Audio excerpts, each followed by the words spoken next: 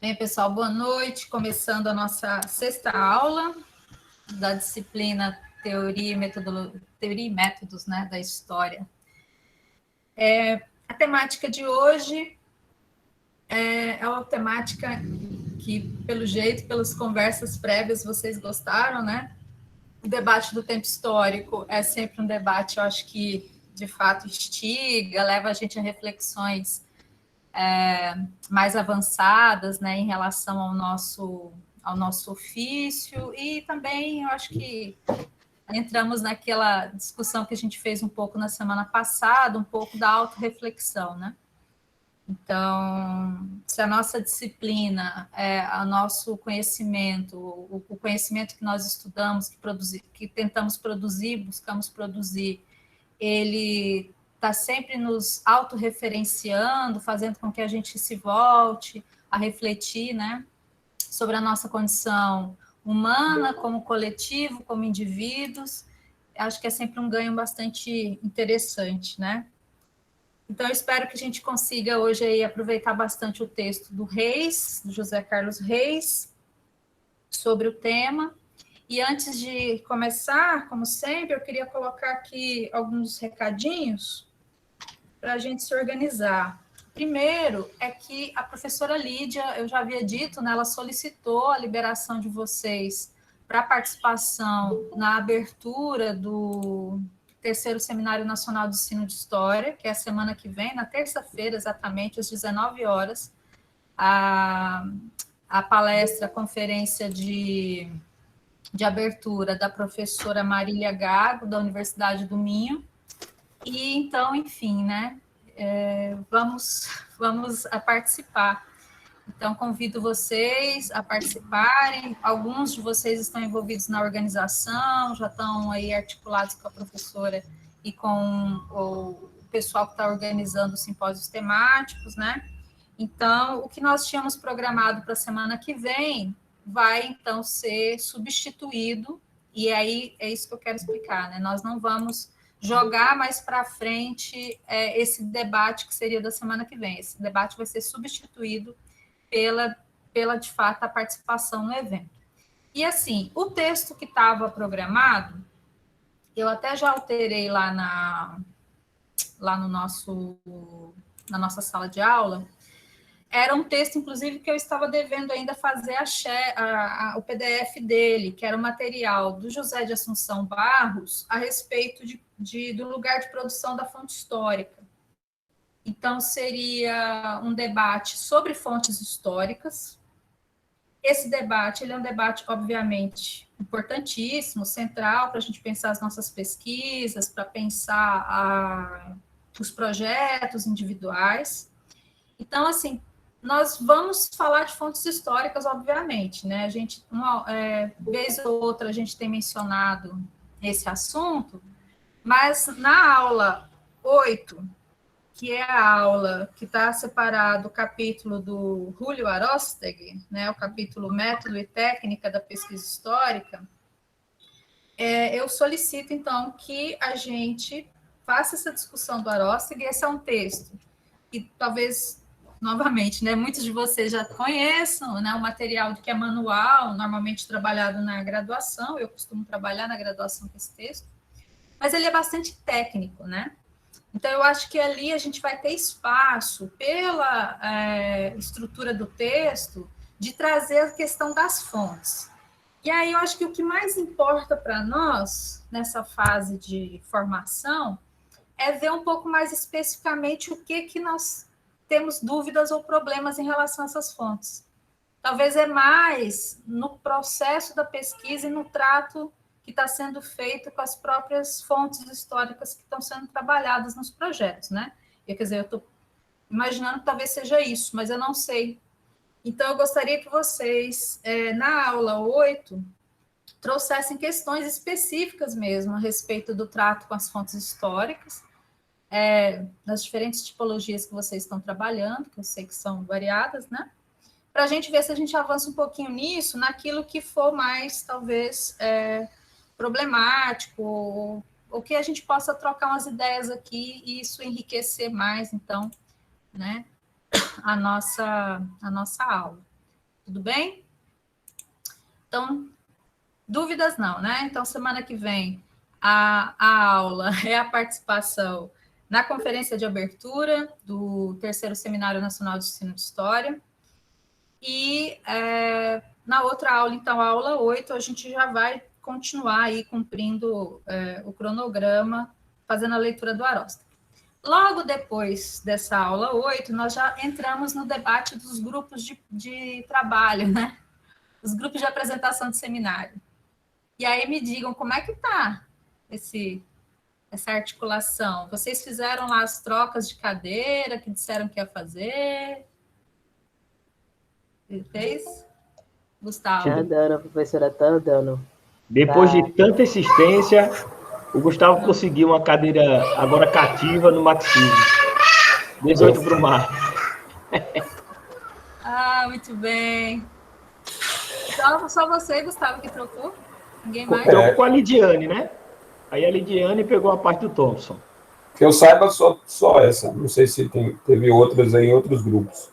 A minha a gente efetivou ontem. Muito bem. Então, eu solicito aí que os grupos, caso tenham feito alterações em relação às leituras, ao que é para ser trabalhado, que informe todo mundo para todo mundo ter acesso ao material, né? Pode falar, Gustavo.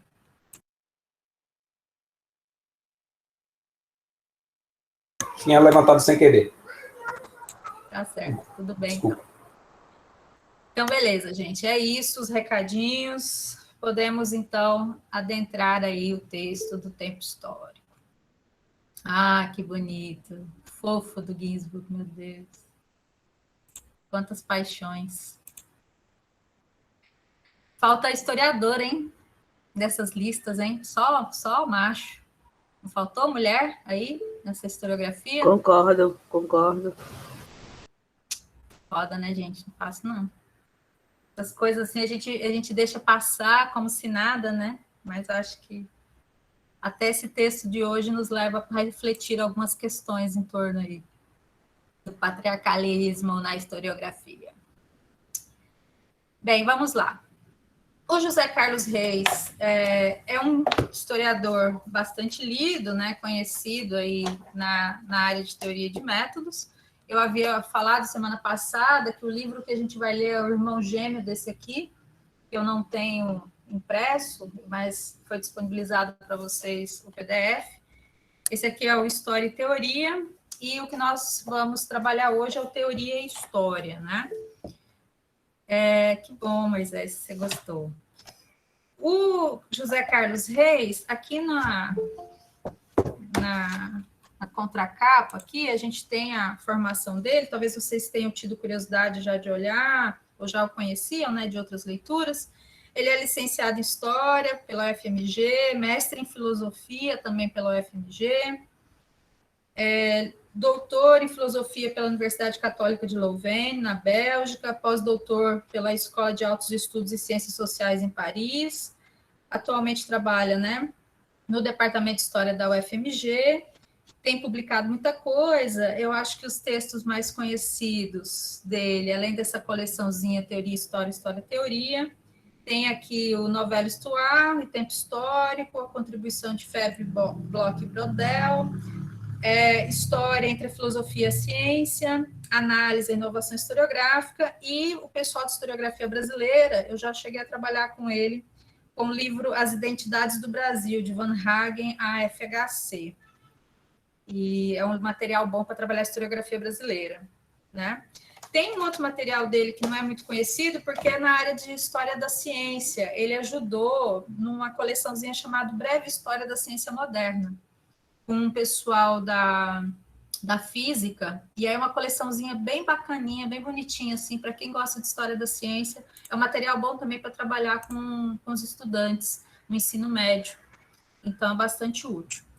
Bem, o Reis, ele tem uma característica nos textos dele, que é assim, além dessa reflexão historiográfica, de teoria da história, que faz a aproximação com a filosofia, que é mais ou menos algo que a gente tem sentido aí nos últimos autores que nós lemos, né, que foi essa puxada, mais conceitual, de trabalhar a semântica, de trabalhar a mudança, né, no tempo em relação aos conceitos, mas tem uma coisa só que me incomoda nele. Eu não sei, já que vocês gostaram tanto no texto, vocês vão brigar comigo.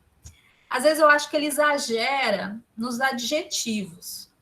Às vezes eu acho que é muita adjetivação para análise, e aí eu acho que é desnecessário. A sequência que ele dá de adjetivos, que às vezes deixa o texto talvez um pouco mais instigante até, né? Tem um certo movimento ali no texto, mas às vezes esse excesso de adjetivos eu acho que acaba embaralhando um pouco a análise. Mas, enfim, quando ele chega nos pontos e conecta as ideias, eu acho que é bastante útil, então, por isso eu trouxe esse material, tá? Então, o tempo histórico como representação, a gente entendeu na leitura que foi feita do texto que tem duas representações, na verdade, que ele está discutindo. Desculpa, pessoal, barulho aqui na rua. Uma que é a representação intelectual a respeito do tempo histórico e outra é a representação cultural, né? Então, são os dois grandes eixos. E, para isso, ele vai desdobrar no texto uma série de questões, né? Essas aí são as questões, aquelas primordiais, primeiras que ele coloca lá, e aí essa pegada filosófica, né, de levar o leitor primeiro a fazer uma autorreflexão, a reflexão em torno da grande problemática, né, que é o tempo. Então, as questões aqui que ele apresenta nesse primeiro parágrafo já, jogando aí essa série de elementos, dá aquela sacudida um pouco para aquilo que espera-se, ele tenta resolver no texto. E eu acho que boa parte dessas questões ele apresenta, né, já a hipótese e traz algumas respostas. Outras, não, porque elas são, de fato, questões que devem ser feitas aí no nosso processo de reflexão, né, a respeito da produção da historiografia. Então, o que é o tempo, né? O tempo é objetivo, está na natureza ou é subjetivo, está na consciência? Essa perguntinha já é ótima, né? De pensar, de fato. Porque, normalmente, quando a gente vai...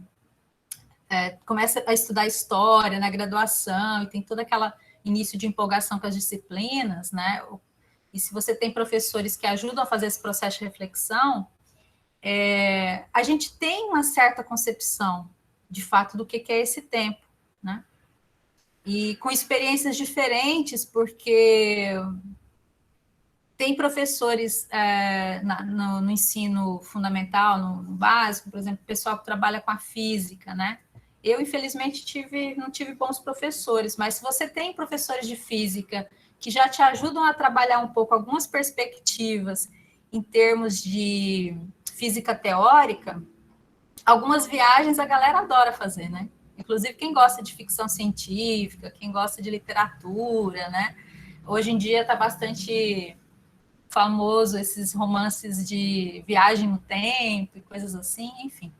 Aí isso já é bacana de discutir, né? Então, vê se eu não viajo muito aqui não, viu, gente? Segurando a onda também. Então, o tempo, ele é qualitativo ou quantitativo? Como se define o presente, o passado e o futuro? Como podem ser definidos? Quais as relações entre tempo e espaço? Quais as relações entre tempo, finitude e eternidade? O tempo é irreversível ou reversível? Isto é, como se relacionam suas três dimensões, né? Passado, presente e futuro. São só essas três dimensões também? Será? Ele é circular ou plural? Universal ou múltiplo? Quais as relações entre tempo, história e cultura? Haveria alguma relação entre tempo e paternidade? O que pensam os historiadores sobre a dimensão histórica do tempo? Então, no texto, né, na leitura que a gente fez, a gente percebe, né, o que ele avança, o que ele responde, o que ele sintetiza de discussões que são bem mais aprofundadas, mas que já dão para a gente, assim, luzes, né? Já ajuda a esclarecer algumas questões. Bem, eu vou continuar aqui meio falando, mas vocês me interrompam, por favor, tá? Porque é sempre aquele esquema, né? Os slidezinhos é mais o meu fichamento e eu vou falando o que me interessa especialmente, mas eu posso estar pulando aí partes que vocês gostariam de focar mais. Então, para nessas discussões todas iniciais, que ele vai remeter à filosofia, vai remeter à nossa condição humana, né?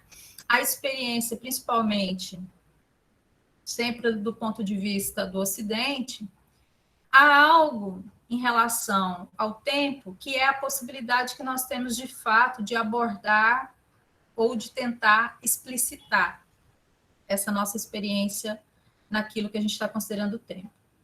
Então, é a linguagem, segundo ele, que vai fazer aparecer o tempo. Isso, para a gente, é essencial.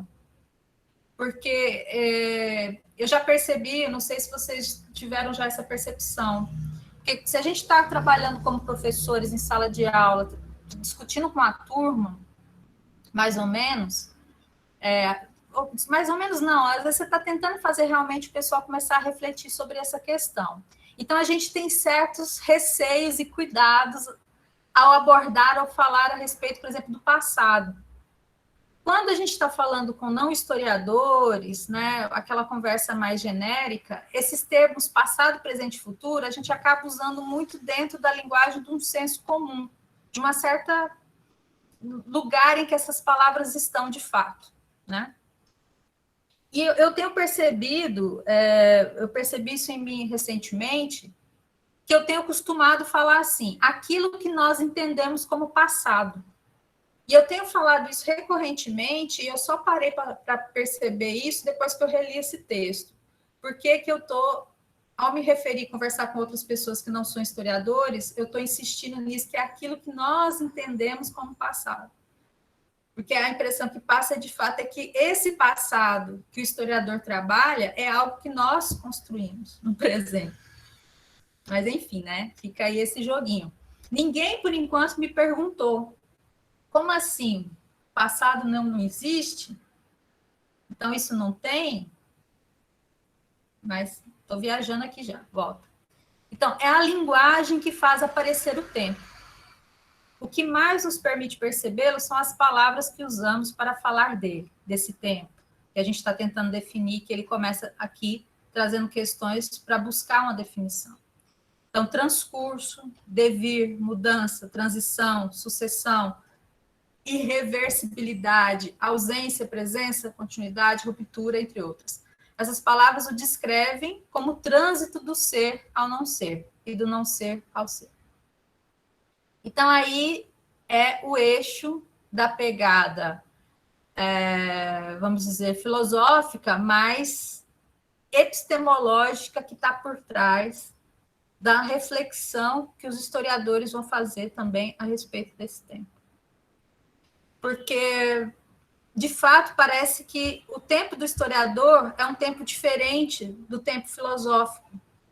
Mas ele só é diferente porque nós, quando ele cita lá depois, né, o Michel dissertou, nós não temos parado para fazer essa reflexão.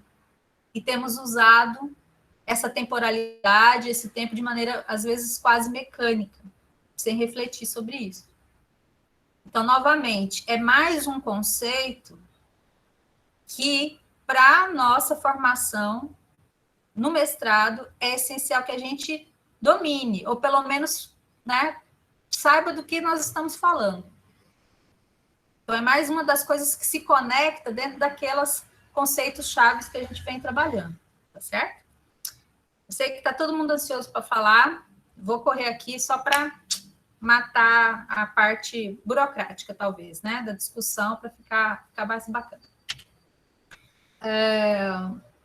Bem, não vou repetir aqui tudo, não, mas é só lembrar as partes que estão, o texto está estruturado, o texto tem uma estrutura, né?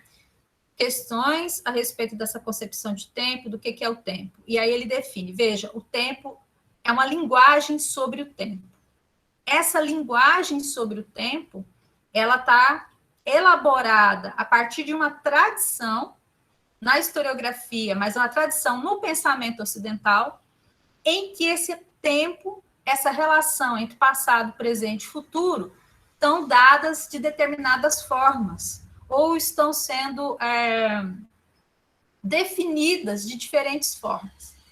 Então, uma coisa seriam as definições para esses momentos no tempo, nessas percepções do tempo, e outra coisa, as definições das relações entre esses momentos.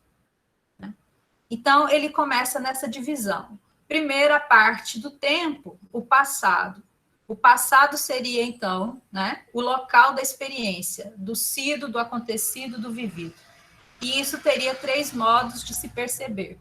Esse tempo passado, como aquele momento que foi, que não existe mais, que já era, e que se a gente pensar por aí, se a gente compreender de fato esse passado, né, aquele que não é mais, deixou de ser, não dá para a gente localizar esse passado. E a gente não conseguiria, então, produzir um conhecimento a respeito daquilo que foi. Como é que você conhece aquilo que não é mais? Né? Sempre uma questão filosófica que é dada. Inclusive, esse textinho dele aqui, talvez vocês conheçam também, Desafio Historiográfico, é um materialzinho bacana dele, onde ele começa a falar sobre o pirronismo da história. Quer dizer, tudo aquilo que faz com que o nosso conhecimento historiográfico seja questionado na sua possibilidade de ser realizado. E muitos vão considerar isso, né? Quer dizer, o historiador trabalha com um objeto que não é mais. Como é que você vai conhecer e dar a conhecer algo que não é? Então, seria uma percepção, ou uma forma de, um modo, né, de entender esse passado. O segundo, o passado, ele existe e pode ser percebido, mas como uma espiritualização do ser. Veja que há um idealismo aí bem forte. Como uma lembrança, um conhecimento que foi retrospectivo, uma lembrança que está aqui no presente, né? O passado é o conhecimento de si no presente, da sua trajetória, que tem uma forma de recapitulação, de retrospecção, de anamnese. Essa palavra anamnese no sentido de um certo diagnóstico que a gente faz sobre si, que está no passado. Então, é a memória presente, seria uma ilusão intelectual, né? Como conhecimento, a gente só consegue fazer isso na retrospecção, indo de trás para daqui para trás, né? Mas veja, a gente não conhece o passado por ele mesmo, a gente conhece na experiência do hoje, né? Mas, enfim, aquilo lá também, como memória, não tem como você intervir nele. Também foi. Não há intervenção. A segunda forma, segundo ele, o passado é o que haveria de ser de mais sólido na estrutura do tempo. Deste, o passado é a única dimensão que pode ser objeto de conhecimento. Veja que é uma outra viagem aqui, né? Ele não é mais a negação da existência, mas a afirmação do ser. Eu só sou porque eu fui. Não tem como eu ser agora se eu não for essa somatória daquilo que eu fui. Então, ele não é a negação da existência, mas a afirmação. Ele penetra o presente e o futuro. É a parte mais dura do ser no tempo, o que vence o devir. Só como tendo sido, a experiência se dá no conhecimento. E aqui é o momento em que ele dá aqueles exemplos dos vestígios. Então, pelos vestígios, por aquilo que fica desse passado, o historiador conseguiria alcançá-lo. Então, essas experiências aqui, esses modos, esses 3 modos de entender ou compreender o passado, a gente talvez devesse parar um pouco para refletir, porque algo que também pode ser problematizado no texto é essas definições, parece que elas abarcam determinadas experiências sociais ou culturais, mas eu acho que ela deixa passar outras. E aí a gente precisaria talvez refletir o que isso aqui abarca, o que talvez não estaria representado de outras experiências a respeito dessa questão do passado, né? A galera que está aí trabalhando nos projetos com a questão da memória, com a história oral, eu acho que tem muita coisa para problematizar aí a respeito desse passado. Sido, acontecido, vivido, enfim. O texto, eu sei que ele complexifica na sequência, né? Mas eu acho que a gente já pode ir, porque na medida que a gente vai lendo, algumas questões vão sendo suscitadas, né? Eu acho que é importante a gente ter isso em mente, né? Tranquilo? Então, veja que interessante. Do passado, ele fala, então, do presente, mas o presente ele é a terceira parte, não é uma sequência retilínea de passado, presente e futuro, uma sequência. Mas veja, o presente ele aparece como mediador, ele seria a terceira parte. A relação seria passado, futuro, presente. Então, esse tempo presente seria o tempo mediador, segundo ele, né? O presente é o local da sensação. Gente, desculpa, essa hora da noite está tendo uma construção aqui do lado. Eu vou fechar a janela, tá? Só um momento.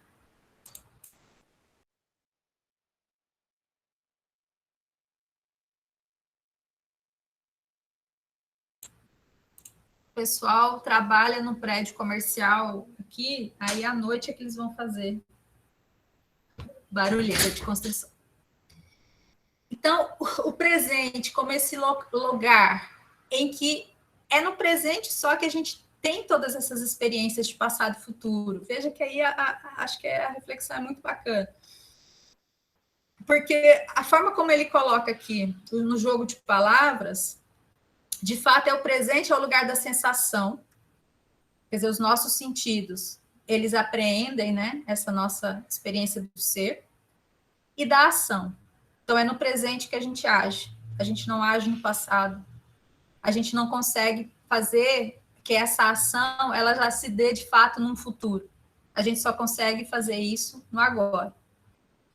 Então, essa terceira parte que media o que seria esse passado e o que seria esse futuro, né? Então, ele é o lugar do enunciador do tempo, do sujeito, do agir do enunciador. O enunciador, no caso aqui, em termos de discurso.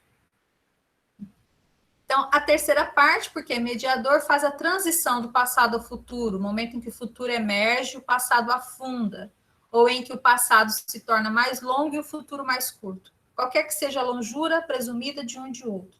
Ele é o ponto de partida de toda representação do tempo, o que divide o tempo em passado e futuro.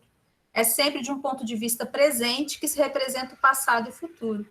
Ele é a ponte que assegura a continuidade do passado no futuro e o limite que o separa. Então, aí ele vai, né, aprofundar um pouquinho, falando desse presente instante, nos três modos que ele apresenta, do ponto abstrato, lugar determinado, instante eterno. E, segundo ele, essa descrição do presente ela é a mais contraditória dentro dessas descrições. Então, aí há, é claro, a discussão filosófica e a discussão historiográfica, que eu acho que fica mais claro em relação ao presente quando ele vai discutir depois lá mais para frente o Paul Ricoeur e o Koselleck de novo, né? E vai juntar também a perspectiva do tempo histórico. Aí isso para nós fica mais, acho que fica mais interessante. Tá? Tudo bem por enquanto? Tá indo, viu, gente? Logo eu acabo aqui essa partezinha. Então, primeira parte é o passado. Terceira parte, o presente. A segunda parte, o futuro. Né? Então, o futuro como local de expectativa que exige esforço e atenção. Então, exige que a gente o construa, né? Jogue para frente. Então, essa segunda parte do tempo, posterior ao passado, é o primeiro que o anterior. É portador tanto da inquietude, da instabilidade, do medo, da finitude, quanto da esperança do ser. Os psicólogos, terapeutas, alguns psicanalistas vão tratar alguns distúrbios, né? Eu acho que em algum momento ou outro do texto, principalmente eu acho que mais para frente, quando ele vai colocar algumas questões que vão remeter a Freud.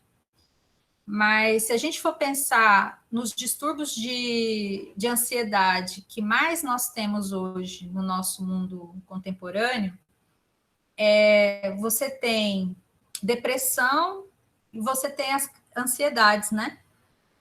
Então, o pessoal faz uma relação entre quem sofre de depressão, às vezes está muito preso ao passado, as questões que não foram resolvidas. E quem sofre de ansiedade está muito jogado para o futuro. É ansioso porque já coloca lá na frente o que tem que resolver, e aí fica ansioso, aí quer resolver, e aí atropela, enfim. Eu sou ansiosa, por exemplo. Se eu tenho uma agenda para 3 semanas, eu vou querer preparar as coisas uma semana antes, no mínimo. Se tiver tudo para cima da hora, eu já começo a passar mal. Já tem um problema, já dá taquicardia, né? Já não rola. Então, esse jogo entre ou você vive antes ou você vive para frente, isso geraria desequilíbrios. Estou colocando aqui como uma hipótese, né? Tem estudos aí que comprovam isso, mas enfim, com hipótese. O interessante é que algumas, né? Principalmente as religiões orientais, ou filosofias do Oriente, vamos colocar assim, partem sempre do princípio que para você acabar com o sofrimento, você precisa quebrar a roda do samsara, que é a roda da experiência do nascer, crescer, morrer, renascer de novo, que é aquela experiência circular dessa experiência do ser no tempo. Então, tanto o budismo, hinduísmo, os jainas, né? O budismo nas suas diferentes variações no pensamento oriental, ou zen, a questão é você romper isso, essa roda de repetição, e você não viver nem no passado nem no futuro, você viver no presente, né?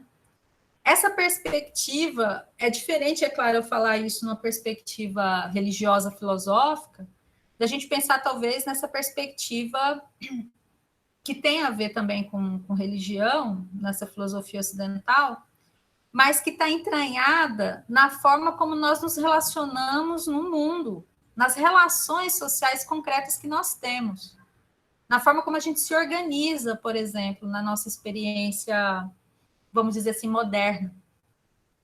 E a intensificação que isso é dado, e também hoje em dia aparecem muitos estudos sobre isso, no uso das redes sociais, no uso do celular, no uso na intensificação ou do presentismo, desse momento que está o tempo todo te chamando a atenção, o tempo todo você tem coisas, tem pautas e tem coisas para resolver, ou coisas para participar, e informação, né? Excesso de informação, como eles falam. Mas como isso, na verdade, define... Aí, né, não tem como eu não falar, gente, desculpa aí, mas o materialismo histórico me chama, né? Define a divisão social do trabalho e as relações, né, de poder que estão dadas na exploração a superexploração da força de trabalho. Então, essas concepções, elas não são nunca somente filosóficas ou históricas, no sentido de que existem independente dessas experiências concretas de organização da vida social. É só isso que eu queria chamar a atenção, né? Mas, enfim. Tá. E aí, é lógico, ele vai passar lá uma boa parte do texto, eu acho que o grosso, assim, a metade do texto, ao falar, então, dessa ambiguidade do tempo, né? A gente entendeu o ser e não ser, essa descrição das suas partes, tem a sua complexidade. Há uma relação dialética entre o ser e o nada, há uma complexidade na relação entre essas partes, passado, presente e futuro, né? Então, para essa relação passado, presente e futuro, na concepção ocidental, há diferentes tipos de representação e direção do sentido do tempo. Então, o tempo vai para onde? Nos manuais positivistas historiográficos, por exemplo, lá na USP, a gente tinha um camarada lá que de vez em quando passavam para nós, né? Aí trazia todas aquelas representações do tempo de maneira bastante esquemática, né? E a impressão que tinha é que você passava de um momento para o outro de forma, assim, de fato linear, né? As coisas vão acontecendo numa flecha que caminha para um futuro glorioso, né? Mas, enfim, a gente sabe que não é bem assim, é tudo bem mais complicado, porque essas experiências diferentes, ou essas explicações diferentes, ou tipos diferentes de representação e direção, elas não necessariamente cumprem uma hierarquia. É isso que eu queria deixar claro. Então, haveria essa representação linear do tempo, o presente, né, é a ponte entre o passado e o futuro, a teleológica, o futuro é o primeiro e ele vai organizar o passado e o presente, então, esse sentido, ele está ordenado a partir de uma causa final. O presentismo, né, como carpe diem aqui, que predomina, é uma ascensão da eternidade, segundo ele, né, esse desejo de viver o presente seria uma forma de você alcançar essa eternidade, parando o movimento do tempo. Uma explicação, uma direção que seria ramificada, cada presente abre o futuro como possibilidades diversas, oferecendo ao sujeito a liberdade de escolha da ruptura ou redirecionamento passado, e a concêntrica do Heidegger, que ele inclui aqui, e que, sinceramente, eu não entendo muito bem, não, viu? Porque de Heidegger eu não li nada. Mas, segundo ele, não há assimetria entre passado e futuro, mas unidade articulada do futuro passado no presente. Então, esses momentos, eles convivem no agora. Um futuro que se torna presente, o processo de ter sido. Então, é um ser aí, né? Aqui está acontecendo isso, concêntrico naquele sentido, né? Dos círculos que rodam interno aqui. Gente, eu estou passando isso aqui ao passar mesmo, rápido, porque aí a gente vai problematizar na leitura que vocês fizeram e uma coisa ou outra vai voltar, tá? Porque não é um manualzinho que a gente aprende cada coisinha dessa e depois vai lá e faz uma seleção, talvez, objetiva, assim, racional, que você vai usar no seu trabalho. Primeiro é entender, conhecer que existe essa discussão e que ela se apresenta assim, mas questionar, inclusive, a construção disso, tá bom? Bem, então, acho que a parte mais bacana, pelo menos a que eu gosto mais, é nesse debate do tempo histórico, ele trazer como a representação intelectual a discussão da diacronia. Então, eu até estava vendo um colega historiador esses dias falando no Twitter, né? Ele falando assim que ele está se sentindo um péssimo professor de história, porque as aulas dele, ele tem percebido que ele tá ficando cada vez menos convencido da mudança na história. A impressão que ele tem é que as coisas não mudam no Brasil, que está tudo, tipo assim, horrível, né? Por conta dessa situação que a gente está vivendo, mas que a gente carrega tanto problemas não resolvidos do nosso passado, que na hora de falar para os estudantes dele, tá difícil dizer que as coisas mudaram e que não é mais assim, porque toda hora você está dizendo, não, mas isso tem a ver com aquilo que não foi resolvido, e isso tem a ver com aquilo outro que também não resolveu. Então a gente parece que não está insuperado, né, as etapas. Mas nessa representação intelectual, então, ele vai trabalhar especialmente, né, com a historiografia francesa, e aí todo mundo reconhece os autores, né, falar do Michel de Certeau, Philippe Arrière, ele puxa lá uma galera mais conhecida, né? E aqui ele faz essa citação lá na página 31 e 32, que eu acho bem boa, onde ele fala: o tempo, segundo, né, Michel de Certeau, é o impensado de uma disciplina que não para de utilizá-lo como instrumento taxonômico. O tempo é tão necessário ao historiador que ele o naturalizou e instrumentalizou. Ele é o impensado, não porque é impensável, mas porque não é pensado. E aí ele vai elencar lá desdobramentos em torno dessa representação intelectual do tempo histórico, né? Reforçando muito o debate a partir do Marc Bloch, que todo mundo aqui leu várias vezes, né? E, então, coloca em debate a historiografia, essas elaborações do tempo histórico em três concepções, né, como representação intelectual a partir da historiografia. Então, é os análises e a história tradicional, numa discussão já que a gente conhece bem, né, que maneja, como que os análises eles vão colocar em xeque, superar a perspectiva historiográfica que era dada nessa historiografia chamada tradicional, positivista. Então, o método retrospectivo do Marc Bloch. Eu não sei se vocês já fizeram exercícios de escrita, ou mesmo ao escrever, tem a questão do método retrospectivo, como uma possibilidade de fato. E fazer exercício de tentar redigir, construir um texto nessa perspectiva. Porque a gente lê os mestres aí, você pega Marc Bloch para ler, sei lá, os Reis Taumaturgos, ou um outro texto dele, e ver como que ele aplica, porque na apologia da história ele vai fazer a discussão teórica que a gente conhece, teórico-metodológica, né? Mas é bacana observar, tanto ele quanto o Lecufevre, ver como que está sendo construído mesmo o texto historiográfico. E isso talvez dê pistas para a gente, né? A história seria o estudo dos fatos humanos no passado? Então, isso, né? Já sabemos que não é bem assim. O tempo calendário do Paul Ricoeur. O tempo calendário é o número das mudanças das sociedades humanas, né? O tempo histórico é coletivo. As questões metodológicas, para essa parte, eu acho bastante interessantes, estão lá na página 38 e 39 também, porque eu acho que esse é o momento melhor do texto. Que além dele fazer uma definição, ou pelo menos assim, mostrar o problema, esclarecer, dar uma explicada, ele mostra metodologicamente como que isso funcionaria.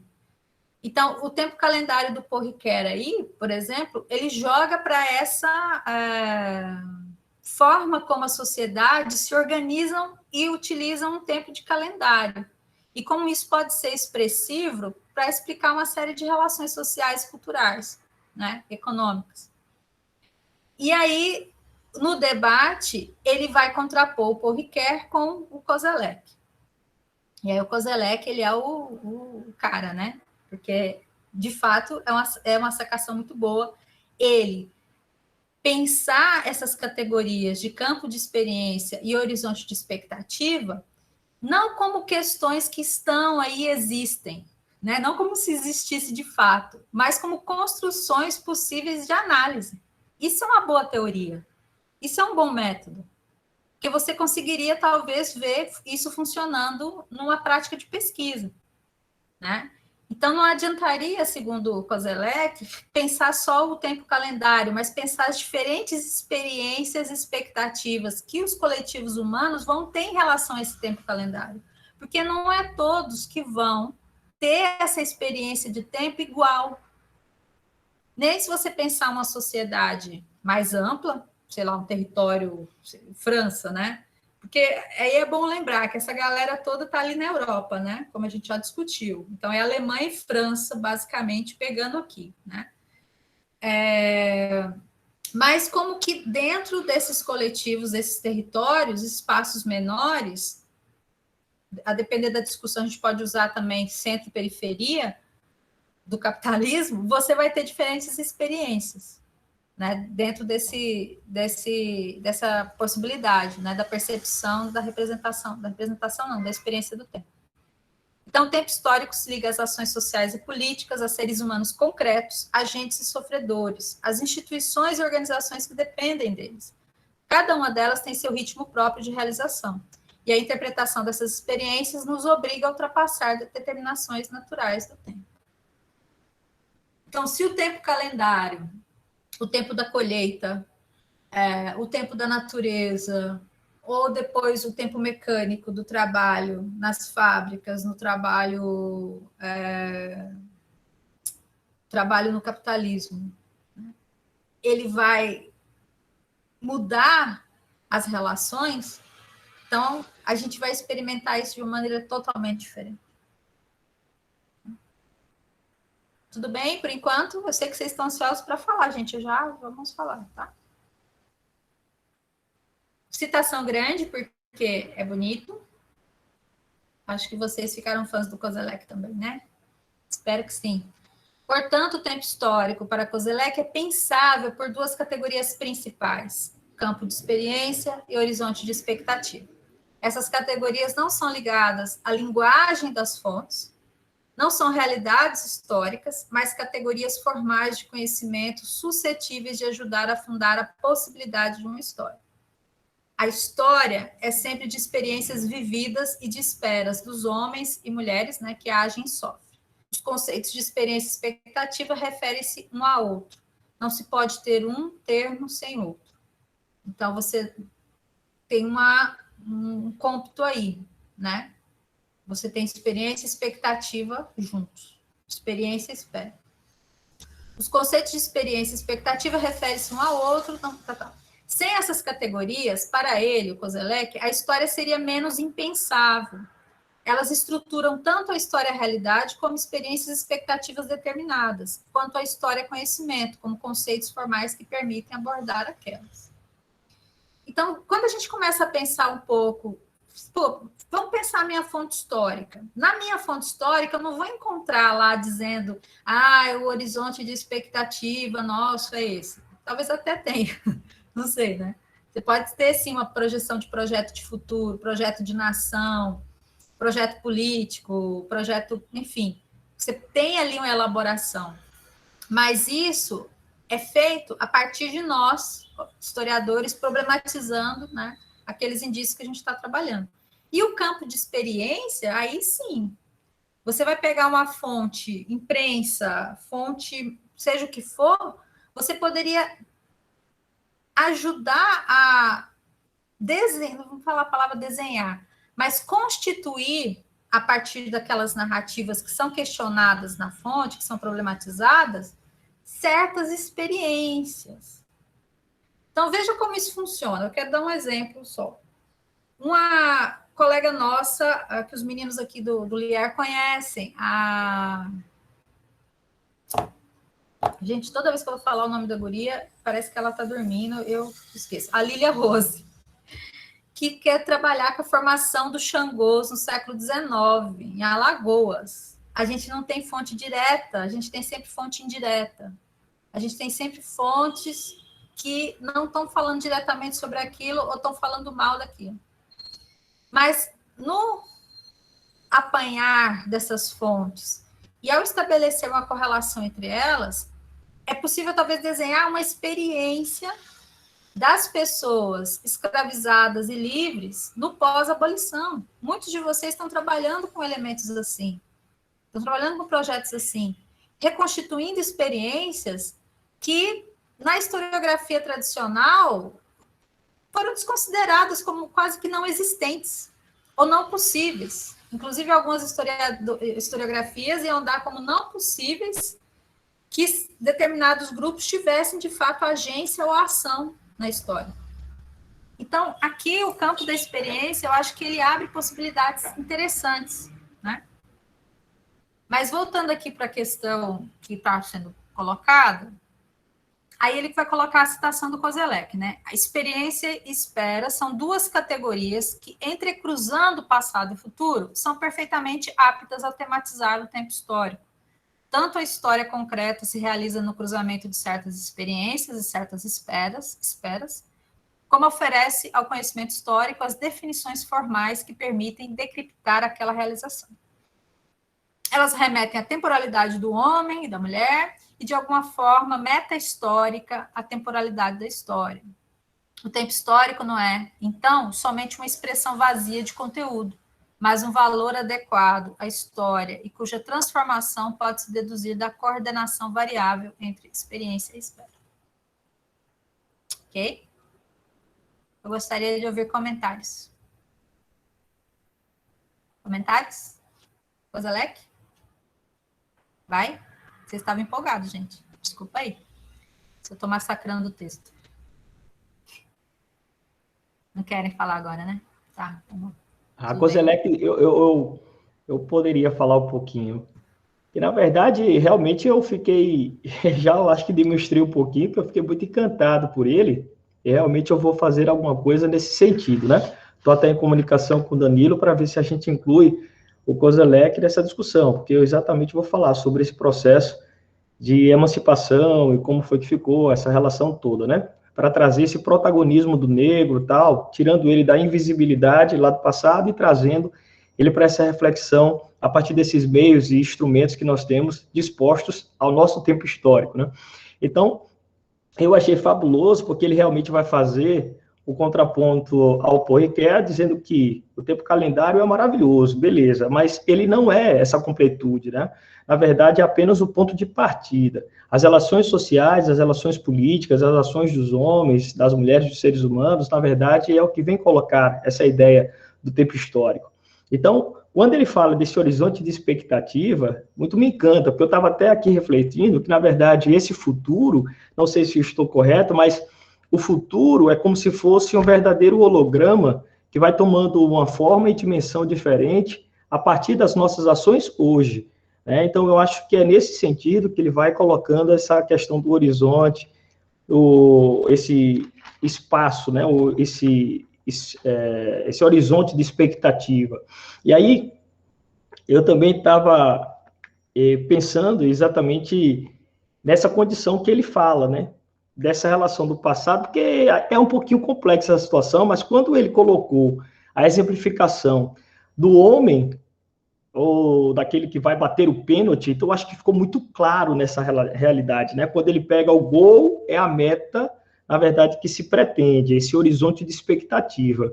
Mas ele não pode ficar mergulhado apenas naquele presente dele, ele tem que fazer alguns recursos estratégicos exatamente para saber qual é a direção que ele vai tomar, exatamente saber qual é o rumo que ele vai tomar, qual é a precisão da batida do pênalti para ele executar aquela tarefa.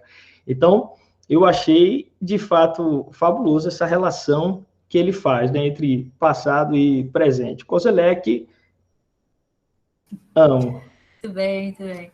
Tem que ler, então, o livro dele, dos regimes de historicidade. Eu estou confundindo com o Hartog. Não.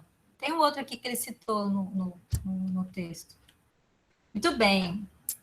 Algum outro comentário, gente?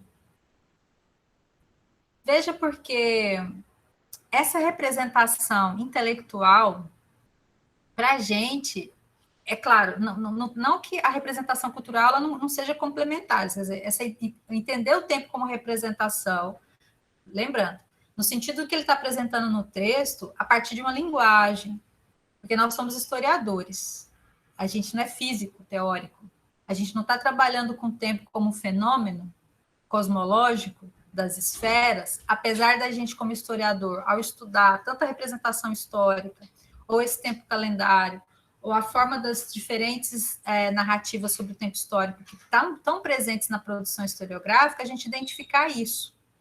Lembram da discussão que nós fizemos sobre cultura? Da correlação entre natureza e sociedade. Entre ser social e ser natural. Então, há uma elaboração aí complementar entre uma coisa e outra, tá?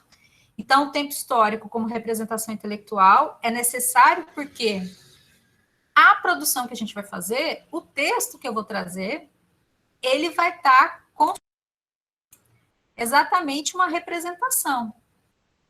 Eu vou estar trazendo na minha dissertação. Quem for ler a dissertação vai ver ali uma certa representação intelectual do tempo, que pode não estar explicitado.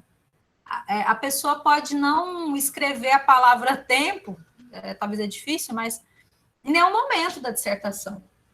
Mas na construção que vai ser feita, vai ser possível perceber que há ali uma representação intelectual do tempo. E ela pode estar dentro de uma representação cultural, dessa representação cultural, ou expressá-la. Então, é bacana essa discussão. Nessa apropriação que a gente vai fazendo desse conceito, né? Então, a questão da representação cultural aqui, só o que eu quero chamar a atenção é no retorno que ele vai fazer para a reflexão filosófica, né? Quer dizer, há um jogo constante aí no texto, mas a questão dada, então, o sentido da presença humana no mundo, já que é em sociedade, coletivamente, que nós vamos criar toda essa experiência, né, do estar no mundo. Nós, como sujeitos isolados, sozinhos, nós não construímos essa experiência assim. Então, é coletivamente que isso é constituído, né?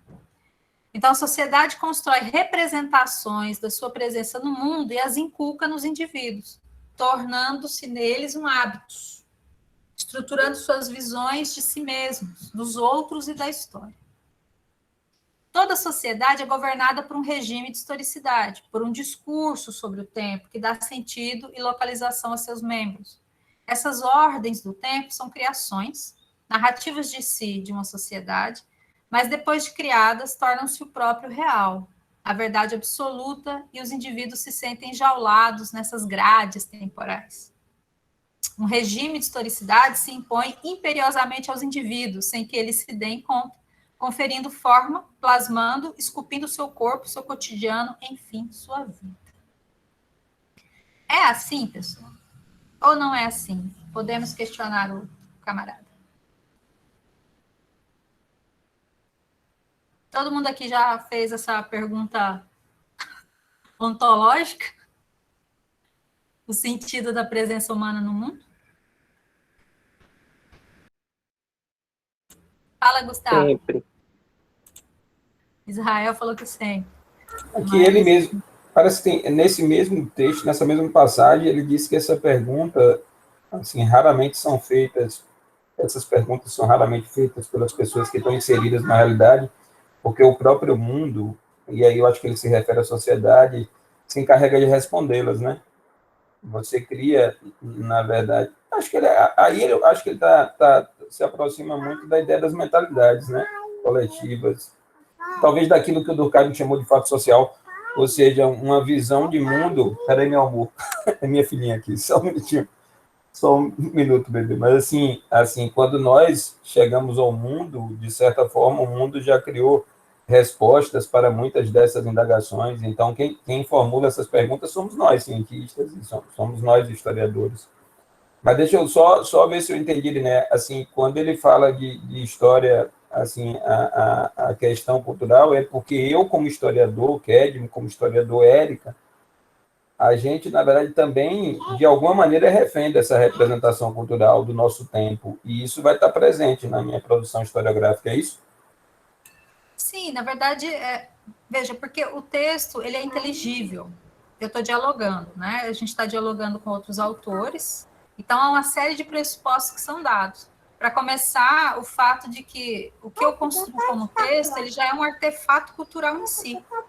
Ele tem um determinado formato, está definido por uma série de regras que são externas a nós, de uma certa forma, né? Porque não é todo mundo pode chegar e falar, eu quero entregar minha dissertação no formato videoaula, ou um CD de música.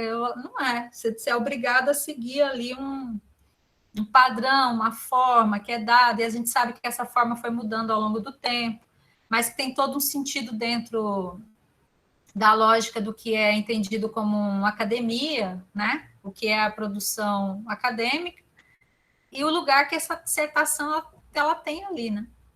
Então, realmente, a gente herda tudo isso, né? Nesse espaço cultural que já está constituído previamente. Mas talvez o interessante que seja, de fato, é a percepção do que aqui, né? É o debate do regime de historicidade, mas como que isso, então, permeia essas percepções. E elas podem, sim, é lógico, né? Ou devem, inclusive, eu acho que ser questionadas e problematizadas, né? A forma como ele apresenta, por exemplo, aqui, os exemplos, vamos chegar aqui nos exemplos. Assim, porque... Eu acho que é a parte mais que eu discordo dele.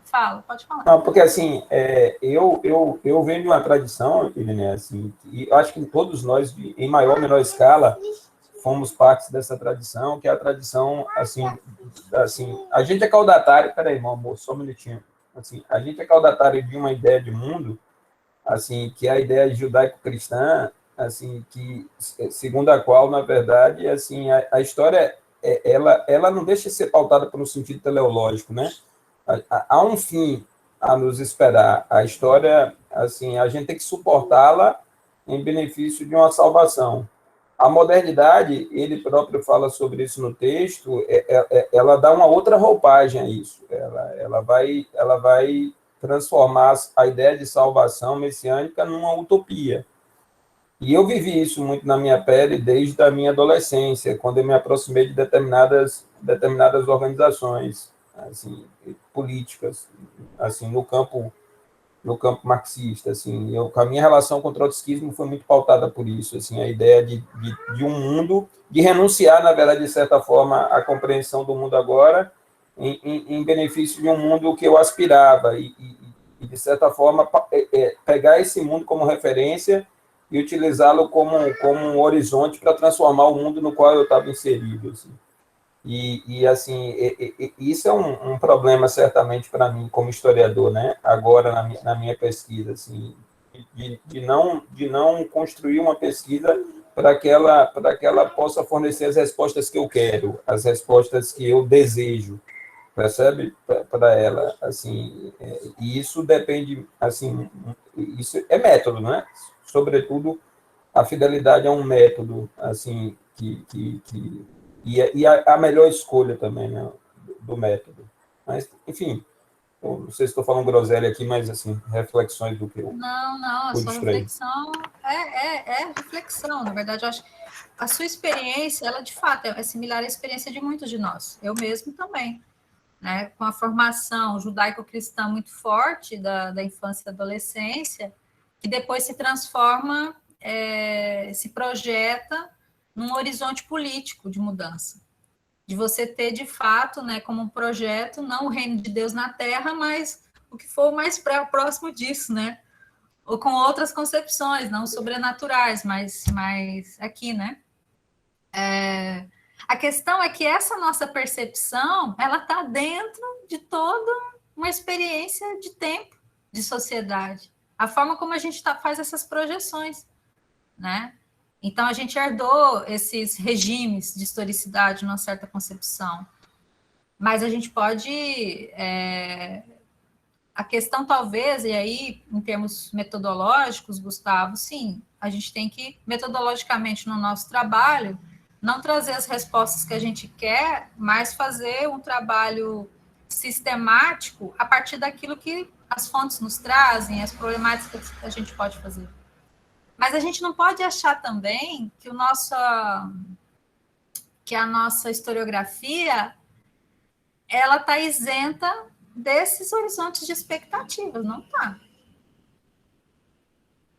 E eu acho que se a gente é bem honesto em relação a eles, e a gente explicita isso no texto, dos pressupostos que eu parto, que eu quero que a minha historiografia ela seja historiografia antirracista, voltada para a classe trabalhadora, e que tenha, né, tais e tais funções sociais, está claríssimo, e você não vai estar ferindo nenhum princípio metodológico, pelo contrário, vai estar fazendo o que muitos não fazem na defesa, às vezes, de concepções liberais, né? E tem bastante. Mas, assim, eu vou passar a palavra para a Lidiane e para o Diego, eles estão com a mão levantada, mas só um instantinho, meninos, só para eu falar um negócio aqui. Do texto, gente, eu acho que a parte mais complicada, que eu discordo mais, é esse regime de historicidade das sociedades arcaicas. Esse ponto instante aqui, a elaboração que ele faz é baseada no Mircea Eliade. Aí é problemático, gente. Não que o Eliade ele não seja um historiador das religiões fenomenológico que tenha feito coisas bacanas. Ele faz, principalmente quando ele estuda determinadas religiões. Por exemplo, quando ele estuda o hinduísmo, ele estuda o yoga, ele faz um trabalho primoroso. Mas quando ele começa a categorizar e explanar sobre todas as religiões do mundo e criar categorias gerais para explicar diferentes experiências culturais e colocar elas ali dentro de uma certa ordenamento que ele identifica, eu acho meio problemático. Quando ele está falando do arcaico, que sociedade arcaica é essa? Não tem um exemplo de lugar, de quando, de quem.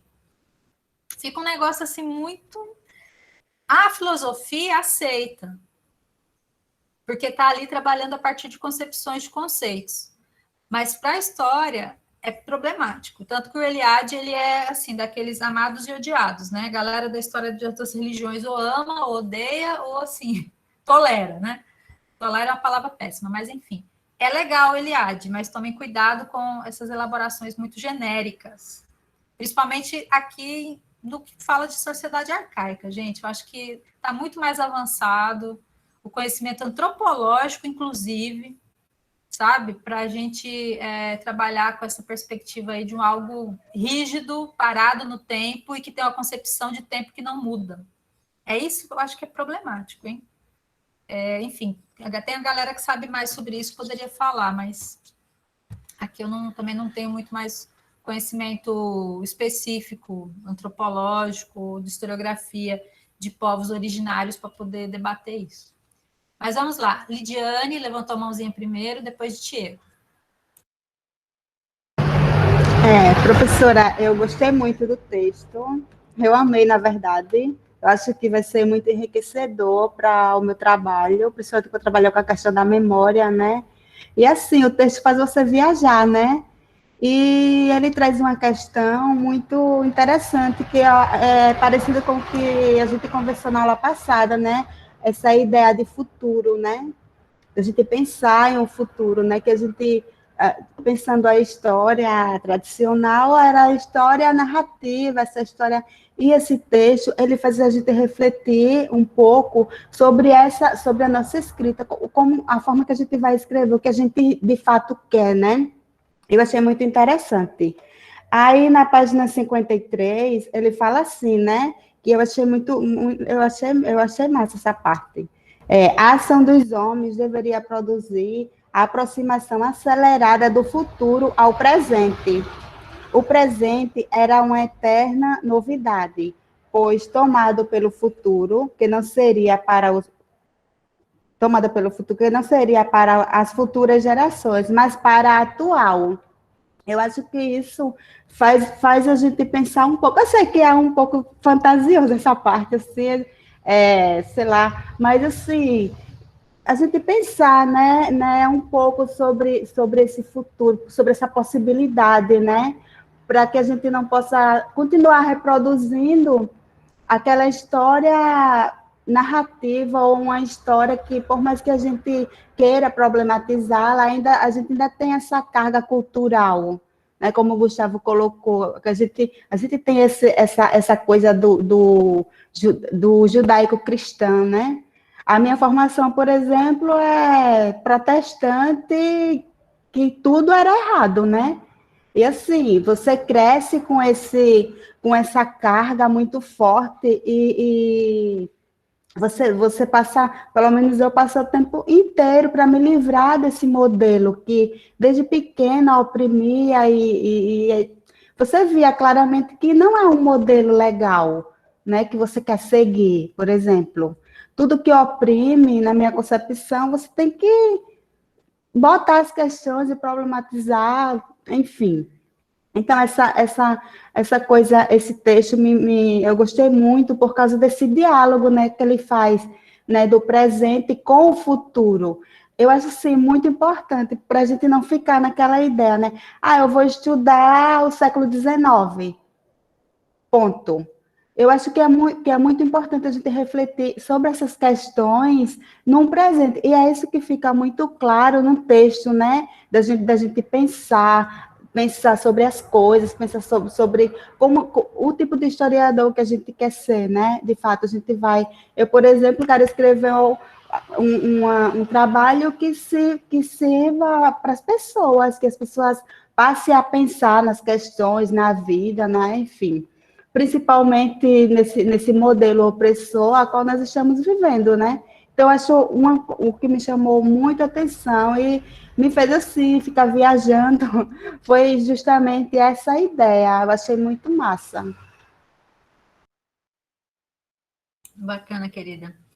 Pois é, gente, tem essa questão aí desse regime de historicidade judaico-cristã, né? Uma coisa que é muito explícito no texto é o fato de que, na tradição ocidental, o impacto cultural dessa concepção de mundo judaico-cristã, vamos chamar de visão de mundo, né? Não vou usar a palavra ideologia aqui, não. Vamos usar a visão de mundo. Ela está permeada de tal forma que, de fato, a concepção de historicidade nossa, ela está muito ligada a isso. É o tempo calendário, é o tempo, não só o tempo calendário, mas esse próprio regime de historicidade, para a gente levar em consideração a historiografia que está sendo apresentada aqui. Então, a questão que fica é, quando a gente fala que a nossa historiografia ela é etnocêntrica, ela é eurocêntrica, ela pode ser chamada talvez também de cristocêntrica. Não sei, essa palavra meio com Cristo ali, não é que o Cristo mas talvez é o cristianismo cêntrico. Porque o olhar para o mundo, ele já está cosmologicamente definido nessas perspectivas. E veja que, considerando aquilo que o Gustavo tinha chamado a atenção, se o Kozelek, ele vai dizer, então, que o regime da modernidade, que nós discutimos semana passada, ele puxa do cristianismo, do judaísmo-cristianismo, essa escatologia para o secular, o tempo concreto, real, e isso vira utopia, tem como escapar disso? Tudo bem, nem todo mundo assume a utopia como uma forma, né, de organizar o tempo, o mundo e a vida. Mas nós temos um sistema, nós vivemos um sistema de produção e reprodução da vida que ele defende os valores da sociedade cristã. Então, será que é possível a gente ter uma outra forma de viver isso? A gente pode criar, vamos dizer, rupturas nesse tempo e espaço aí, criar bolhas de outras vivências e representações e saberes. Então, quando a gente vai pensar uma comunidade terreiro, ou uma comunidade de povos originários, ou outros, e os antropólogos aí que vão fazer esses estudos, e aquela coisa da etnografia, e vai trazer essas outras experiências. O pessoal que estuda terreiro, então, várias vezes eu ouvia, né, dos sociólogos, antropólogos, que o tempo africano é outro tempo, que é outro entendimento de percepção, de pessoa, do mundo, do cosmos e tal. E, de fato, né? Só que aí há as contradições, porque esse tempo africano, esse tempo outro, ele é obrigado a conviver dentro das estruturas do tempo desse nosso tempo. E aí você tem constantes adaptações e readaptações dessas perspectivas para poder, mais ou menos, equilibrar. Então, é complicado isso, né? Quer dizer, o mundo usa o tempo calendário cristão. A gente sabe que os judeus estão lá no ano 5.000 e tanto. Indianos, então, se for contar a partir da experiência cultural indiana, é 10.000 e bléu. Chineses é 5.000 e tanto também, sabe? São outras. Mas a gente está todo mundo aí trabalhando com 2021. Então, é claro, isso é histórico. Isso está dado a partir de certas relações, isso não acontece do nada, né? Então, é difícil, assim, eu entendo a Lidiane, assim, um pouco dessa angústia, porque, realmente, essa experiência judaico-cristã, elas nos coloca todas essas questões, né? Mas aí, como historiadores, eu entendo que isso funciona assim por tais motivos, né? Por mais que a pessoa pode pensar, eu sou um historiador, mas eu sou uma pessoa cristã, ok, né? Agora, o debate teológico que é feito dessa questão do entendimento, desse Deus que se fez presente na história, esse cristianismo, ele é um cristianismo também profundamente histórico numa certa concepção. Quer dizer, o cristianismo toma para si o princípio de que não, o nosso Deus se fez presente na história. Por conta disso, ele carrega também uma série de problemas exatamente dessa historicidade. Então, não é um Deus que esteve sempre distante, é um Deus que se fez gente e viveu aqui no bem bom assim, no enrosco, né? E aí isso gera uma série de contradições, que aí a teologia é que tem que resolver, ou a instituição religiosa que tem que resolver. Não vai ser nós, né? Pelo menos, assim, se é um historiador que trabalha com religião e o cristianismo e exatamente essas questões, vai ter que se enrolar nisso também um pouco. Mas para nós, vamos dizer assim, é um entendimento de que isso está presente, mas é um entendimento, talvez, que há um ferramental epistemológico da historiografia a partir de certas tradições historiográficas que têm limites para trabalhar com determinados objetos. Então, se você vai trabalhar com comunidade terreiro, se você vai trabalhar com povos originários, se você vai trabalhar com comunidades que estão a contrapelo desse modelo todo, você vai ter que valorizar aqueles elementos ali, aqueles saberes, aquelas experiências, a partir das explicações que elas dão de si e das contradições que podem surgir a partir das condições que elas estão. Então, o pessoal vai ter, de fato, que aproximar da antropologia, você vai ter que aprender linguística, você vai ter que correr atrás de outros elementos, porque a historiografia nossa, infelizmente, ela vai estar limitada, porque a gente não aprendeu a enxergar o mundo fora desse óculos. E aí, a galera que trabalha, por exemplo, deixa eu ver, historiografia, acho que a historiografia africana. Muita gente, parte da galera que tem trabalhado com cultura e religião afro-brasileira, faz uma aproximação da historiografia africana e, em relação a orixás, em relação ao conhecimento religioso, teológico, simbólico, vai buscar nos filósofos africanos algumas definições e reflexões, porque se você quiser usar a categoria Deus para falar do orixá, já vai criar algumas questões. Alguns sociólogos que não vão usar mais essa categoria. Falar Deus, ou essa coisa de você chamar o babalorixá ou a Ielorixá de sacerdote. Já não vai fazer isso. Não vai, inclusive, nem usar a palavra candomblé. Tem gente que já está trabalhando com outros princípios de definições próprias da religião, que não é certas palavras. Mas, enfim, o candomblé é uma questão complicada. Desculpa aí, empolguei. Tiago, pode falar. Eu me senti assim bastante provocativo, reflexivo na leitura desse texto, porque justamente ele me faz pensar um pouco essa ideia desse passado que se é construído ao longo do tempo e as formas como nós damos sentido a essas representações, né? E dentro do meu universo, do meu início de universo de pesquisa, eu venho tentando... Primeiro, a minha vivência, né? Eu tive uma vivência assim... Ainda tenho uma vivência muito ligada ao cristianismo católico. Fui seminarista por um determinado tempo, da Diocese de Palmeira dos Índios. Nesse intervalo de tempo, a gente... lendo esse texto inicialmente, o primeiro contato que eu tive com Jean-Paul Sartre, no Ser e o Nada, foi no seminário, na disciplina de Introdução à Filosofia.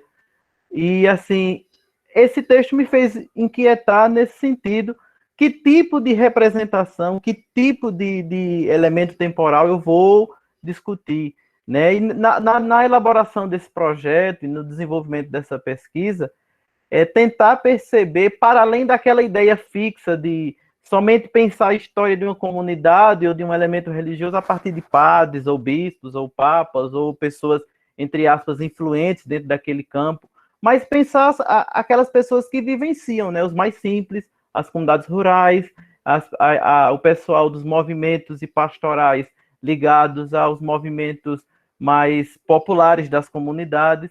Então, no meu caso, que vou tentar refletir uma festividade religiosa, é pensar os tipos de relações que são construídas, para além da ideia fixa do padre ou do bispo, mas pensar isso na dinâmica com essa comunidade, com esse povo, principalmente com aquelas comunidades mais distantes, né? Que tipo de relações, que tipo de envolvimento é construído nesse sentido. As fontes já têm me deixado inquieto algumas coisas, inclusive eu estava até conversando com o professor Pedro recentemente, no quesito, até então, o que eu já tinha e o que eu estou tentando buscar, ele está girando muito em torno de alguns silenciamentos. Por exemplo, eu já pude observar em alguns livros de Tombo um certo silenciamento em um determinado espaço de tempo na vivência comunitária de Delmiro Gouveia, da comunidade de Delmiro Gouveia. E isso tem me inquietado, né? O porquê que esse período foi silenciado. O que tentava ser colocado em cena ou o que era escondido nesse processo. Então, são algumas inquietações que esse texto me fez pensar, por exemplo, no que diz, definida a data, a questão do tempo calendário, né? Definida a data, o historiador perguntará, o que esta data significa? Por que que eu peguei um determinado período, X e Y, e tentei analisar dentro desse espaço? Todo corte em história é uma representação, uma atribuição de sentido. Que sentidos eu quero atribuir a isso, né? Então, são essas inquietações que esse texto me fez. Sim, tem outras inquietações, que a cabeça fica... Eu estou me sentindo bastante contemplado na fala de muitos aí, e ao longo da leitura e da conversa, do debate, da exposição de cada um, eu vou tentando pensar um pouco no meu dia a dia. E lembro de um orientador que tive tanto na graduação, que foi o professor Vieira, quanto na pós, que foi o professor Gustavo, eles sempre diziam: Diego, tenha muito cuidado com o seu envolvimento com o objeto. O objeto para o seu objeto ser marcado por uma expressão religiosa, você tem que ter todo um refinamento para falar sobre ele. Nada impede de você pensar o objeto na perspectiva religiosa, mas assim, você precisa pensá-lo enquanto historiador, tendo o seu distanciamento daquele objeto e o refinamento teórico para pensar essas memórias que são construídas e essas identidades que são postas em cena, sobretudo nessas vivências religiosas da comunidade de Delmiro Gouveia. Então, são essas inquietações que eu acho que eu já falei um bocado aí de coisa, acho que lá com cré, mas tudo bem. São essas inquietações que me fizeram iniciar essa fala na aula de hoje. Agradeço, professora, sempre pelos textos muito importantes, uns mais difíceis de compreender, mas é normal, outros mais simples. Esse aí é um pouco complexo, mas no fio da meada você consegue entender sistematicamente o que o autor quer dizer. E é isso. Muito obrigado mais uma vez. Tudo bem, Tiago. Pois é, Tiago, essa sua reflexão ela é importante, sim, porque isso lá no Lier, o pessoal está sempre debatendo isso, né? Essa coisa de você ser o pesquisador de uma certa experiência religiosa, e se é a sua experiência religiosa, a sua comunidade religiosa, isso sempre gera uns tensões. E, assim, de fato, para a gente, o historiador, a nossa formação é aquela formação cri-cri, crítica, você tem que criticar, você tem que criticar. E é aquilo, né? Eu tive uma experiência similar, mas diferente, assim, quando eu entrei na universidade e quando eu fui estudar o catolicismo, eu já estava afastada pessoalmente do catolicismo. E, para mim, acho que eu até comentei isso com vocês, o meu orientador, ele brincava e dizia, você tem que resolver os seus problemas com a igreja. Então, vai estudar a teologia da libertação para você resolver seus problemas. Quer dizer, coisas que tinham ficado mal resolvidas no sentido do processo pessoal mesmo, de ruptura da fé, mas de questionamento da instituição. Porque é uma coisa que a gente aprende e entende. Uma coisa é a instituição, é essa experiência concreta histórica. Eu não vou fazer o questionamento dos princípios da fé, a não ser que isso esteja parte ali do meu trabalho, mas não é normalmente. O historiador não está pensando em decidir se Jesus é o Deus encarnado ou não. Não é minha função debater isso. Se isso é algo que me impede de perceber como que, no concreto da história, a Igreja Católica fez uma série de acordos políticos, econômicos, sociais, que defendiam interesses de determinada classe, aí isso é um problema. Porque aquela questão da concepção católica, da instituição como, né, santa e pecadora, você pode muito bem falar da parte pecadora de boas, assim, sem problema nenhum. E eu conheço muitos historiadores que são católicos muito engajados, que fazem críticas ferozes da instituição, e isso não gera abalos maiores. Agora, é claro que são processos pessoais, cada um vai fazendo a sua reflexão. Numa comunidade menor, no caso, às vezes, a cidade menor, que você conhece os seus sujeitos, você está trabalhando com a galera ali, fazendo as entrevistas, olho no olho, né? É o seu padre, ou é o pessoal da comunidade que está contigo, ou é o seu pastor, né? Então, é como se você fosse vigiado, a comunidade meio que te vigia, né? Eu vou ler o seu trabalho, né? Aí o pessoal já te bota naquela saia justa, você fala, putz, né? O padre vai querer ler meu trabalho, e aí?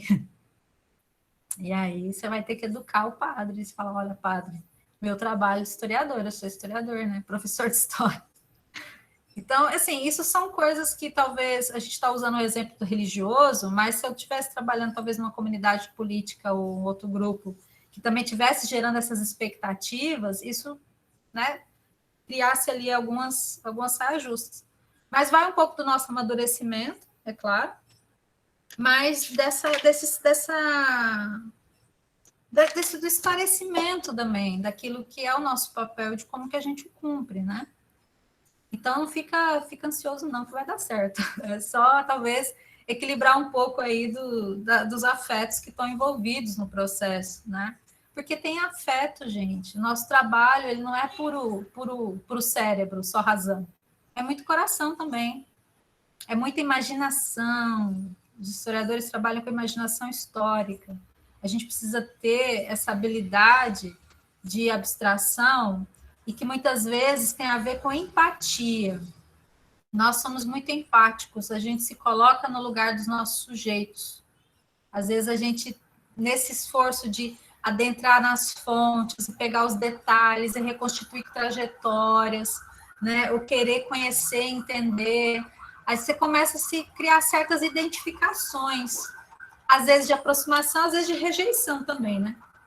Eu já trabalhei com objetos que, tipo assim, nossa, não estava aguentando nem mais ler nada, que eu estava começando a odiar aqueles seres. Mas rola uma série de afetos, uma série de sensações, né? Enfim, mas essas reflexões são importantes. Tudo bem, Tamires? Tranquilo. A Maeli saiu, né? Estava se sentindo malzinha da gripe. Melhoras, Maeli. Tá certo, Diego.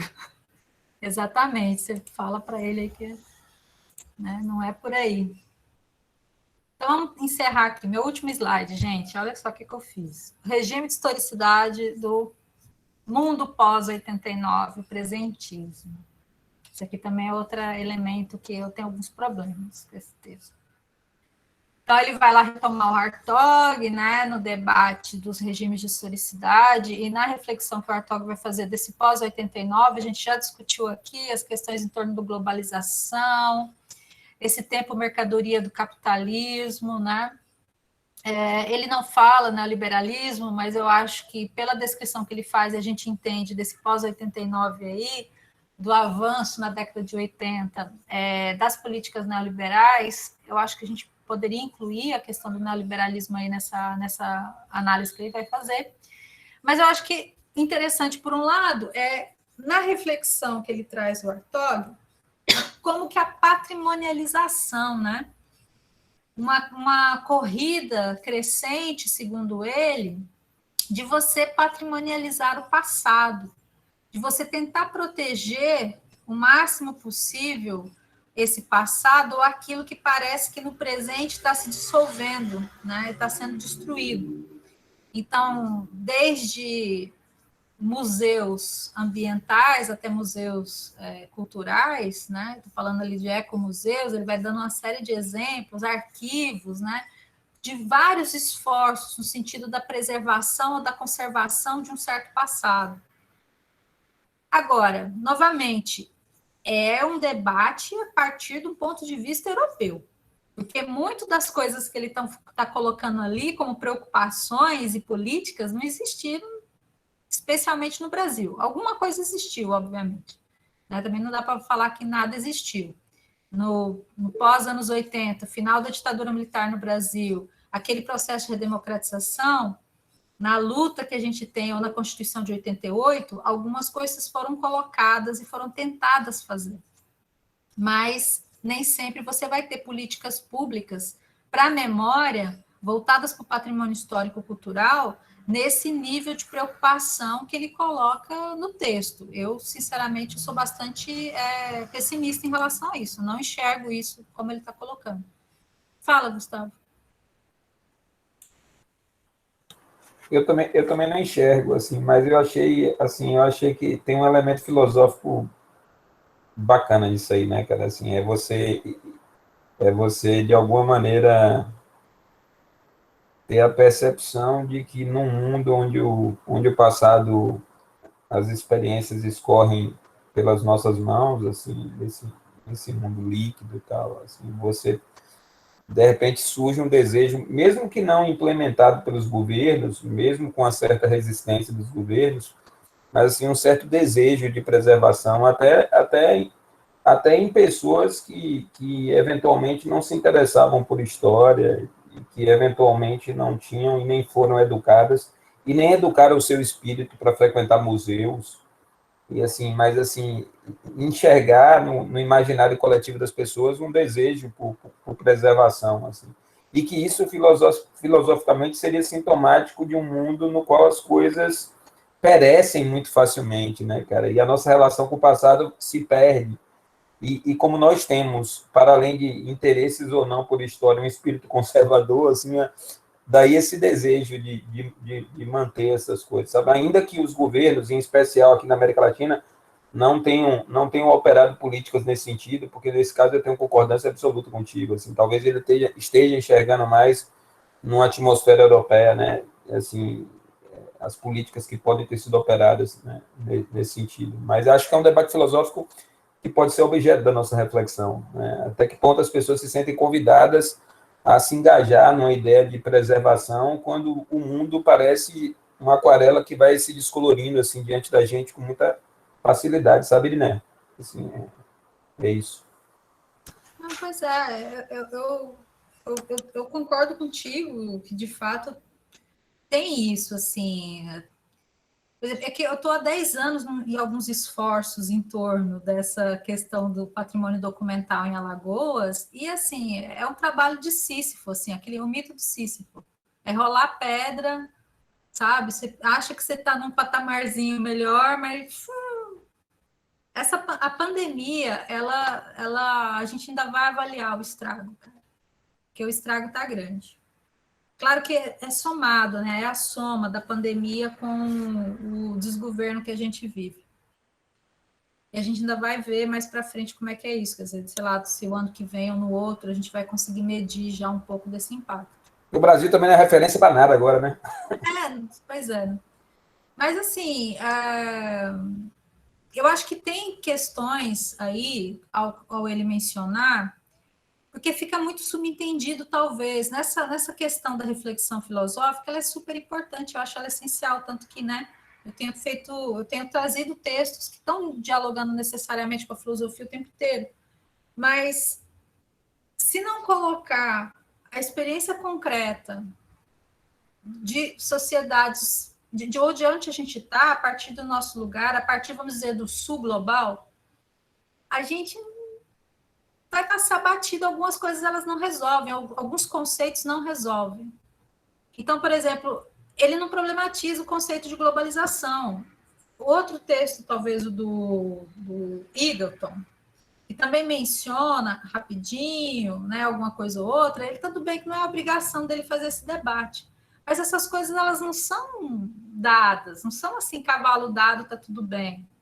A queda do Muro de Berlim, como um evento, como um acontecimento, a gente entende que há muita contradição ali em torno daquilo. Né? Eu até botei aqui uma foto de fundo do Muro de Berlim, né? Que foi ali o marco que estava dado. Então, meio que na historiografia, do sul global, a gente compra certas interpretações a partir desse olhar europeu sobre si mesmos, que não falam muito de Brasil. Em 89, a crise que a gente está vivendo ainda. Né? Tudo bem, a primeira eleição para presidente da ditadura, vence Collor de Mello.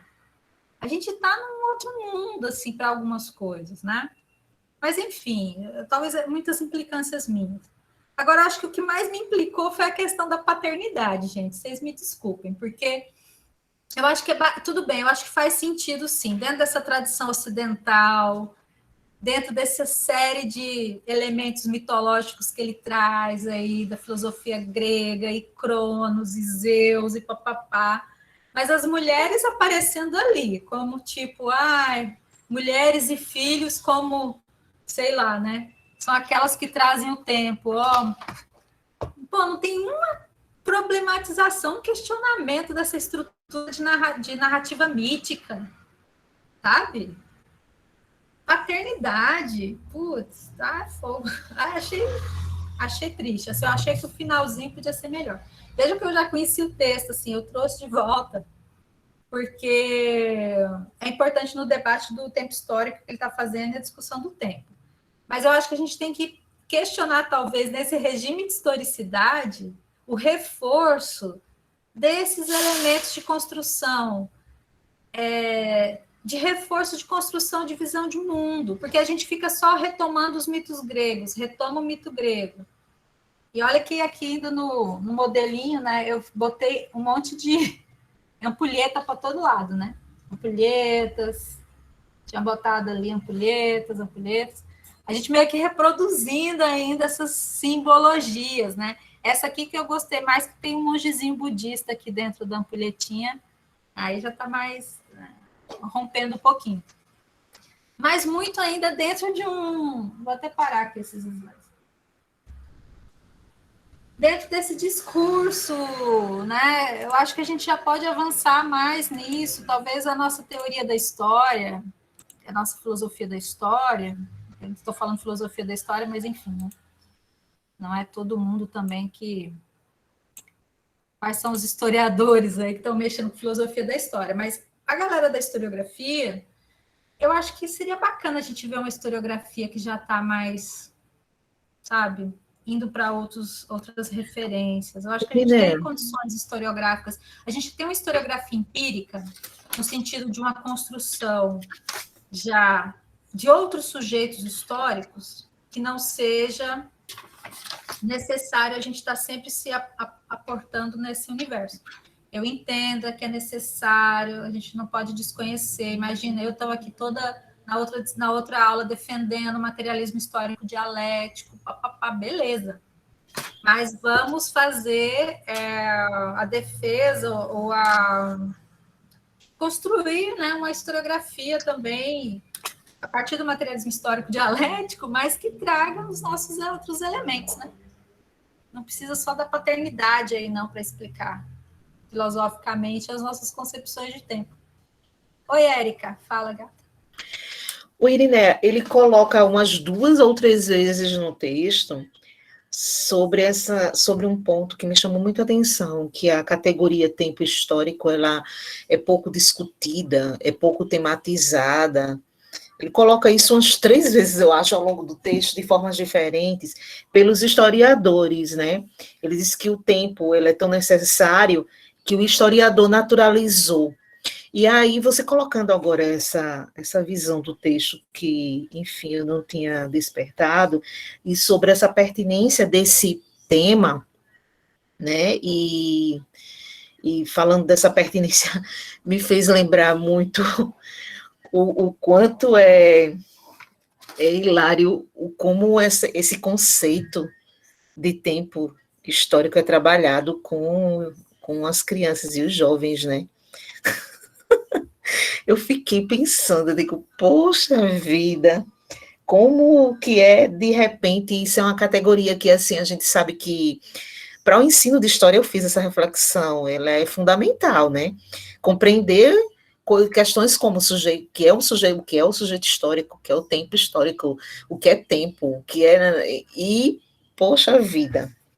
Mas, enfim, assim, a minha pergunta ela é essa, como ele no texto, ele bate muito, eu digo assim, umas 2 ou 3 vezes, né, eu até fiz esses registros, de que é pouco tematizada pelos historiadores, de que isso é pouco discutido, o historiador naturalizou, e você trazendo agora sobre esse texto, esse olhar crítico, que outro texto, quais outros textos, né, sobre tempo histórico seria interessante que a gente fizesse... que a gente pudesse ler, porque esse é um tema que me chama muita atenção, eu acho que eu vou utilizar bastante ele, o texto me despertou isso na pesquisa, né? Se tem um conceito, uma categoria... Desculpa, querido. Não, aqui mesmo no texto, se você pegar, ele coloca as referências bibliográficas, né? No final, depois da conclusão, ele traz as referências. Cadê? Oxi. Passei aqui rápido, foi. Aí, desses que ele indica, é claro que eu vou destacar o Koselleck. Deixa eu só achar aqui exatamente. Esse é o Alfredo Bossi. O tempo... O Alfredo Bossi também é bom, né? Ele é bastante discutido, mas, ó, o Bose, o Brodel, ele acho que é necessário, se for pensar o tempo longo, o tempo curto, dentro da historiografia, o debate do Brodel é importante. Mas cadê o Koselleck, gente? Aqui, Koselleck, o regime da crítica e o futuro passado, contribuições às semânticas do tempo histórico. Esse futuro passado aqui ele citou em francês, mas ele tem em português. Le futur passé, não sei falar francês. mas você encontra fácil essa edição traduzida, O Futuro Passado, no Kozelek, tá? Paul Ricoeur também, Os Tempos da Filosofia. Ricoeur, Kozelek, pega o Bose também, que é bacana. E esses aqui dele que ele está citando, algumas coisas mais talvez mais jovens, não sei. Quando você quer aprofundar e voltar lá na escola dos análises, retomar algumas discussões, Legoff, o Bloch mesmo, aí depende até onde que você quer ir, né? Okay. Mas eu acho que para manter esse ritmo da discussão, você pegar um Hartog e o Kozelek já dá um caldo bom. Alguém levantou a mãozinha? Eu não vi. O Cláudio já achou, tá na nuvem. Qual tá na nuvem, Cláudio? Kozelek? Futuro Passado, tá vendo? Essa nuvem é ótima. Chove na horta do povo. Então aproveita. Beleza, galera. O que mais? Vocês estavam tão empolgados com o texto e eu acabei falando demais. Talvez tirando as emoções, fazendo as minhas critiquinhas chatas. Estão cansados já, né? Tô vendo. Começa a ficar todo mundo quietinho assim, ó, tá todo mundo pensando na cama. Então, gente, assim, vamos tentar fechar aqui alguns fiozinhos, então, para fazer umas amarrações, né? Então, nós discutimos por que, Moisés, você tá fudido? Cansado? Tô fudido. Eita, fio. É só a gente fazer aqui. Tudo bem, obrigada, tia. Voltando aqui nos nossos esforços de tentar entender por que a gente está fazendo essas discussões, né? Porque nós já discutimos na discussão o primeiro texto do Wilson, que já deu aquele sacodezinho em relação ao método, em relação à organização dos estudos, a sistematização e a forma como isso deve ser feito. Conceitos de ideologia, cultura, mais aqueles outros tantos lá com o Peter Burke, que eu espero que vocês tenham aproveitado, né? O tempo histórico agora. Então, isso vai criando para nós um arcabouçozinho, assim, ele vai dando fios ali na trama dos elementos que a gente precisa trabalhar, tá? E que, a depender do que cada um está fazendo, dá para aprofundar mais uma coisa ou outra, ou trabalhar um aspecto e não outro. Mas, enfim, as coisas estão presentes ali. É difícil, a partir dos trabalhos que cada um está fazendo, fugir de alguma dessas questões. Por exemplo, o conceito de história também, a gente discutiu. Então, mesmo que não vou trabalhar diretamente com o conceito de ideologia, ou não ideologia na concepção da crítica que foi feita pelo Terry Eagleton, mas elementos ideológicos estão presentes nos objetos que eu estou estudando.